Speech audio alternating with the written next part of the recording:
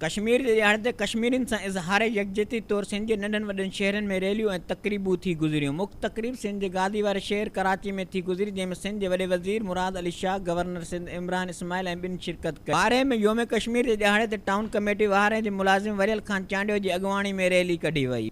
मटियारी में योम कश्मीर जे हवाले सां डिप्टी कमिश्नर गुलाम हैदर चांडियो जी अॻुवाणी में SSP ऑफिस मटियारी खां प्रेस क्लब ताईं रैली कढी वई। फरीदाबाद में बॉयज़ हाई स्कूल जे हेडमास्टर गुलाम चांडियो जी अॻुवाणी में कश्मीर सां इज़हार यकजहती तौरु ॾिहाड़ो मल्हायो वियो। बोदेरो में अमन कमेटी जे चेयरमैन मीर खान मंगणेजो जी अॻुवाणी में रैली कढी वई। राणीपुर में प्रिंसिपल मीर आफ्ताब टालपुर एडमिनिस्टर अब्दुल हफ़ीज़ जी अॻुवाणी में रैली कढी वई। टंडोजा में अंजुमन ताजरान जे मरकज़ी deputy general secretary Pappu Rajput ji अॻुवाणी में रैली कढी वई। भाऊ खोसो में लतीफ़ अकेडमी काश TV जे ताउन सां कश्मीर बणजंदो पाकिस्तान जे उनवान हेठि सेमिनार कोठायो वियो। डेहरकी टाउन चेयरमैन मुनीर अहमद महार जी अॻुवाणी में डेहरकी शहर जे अंदरि रैली कढी वई।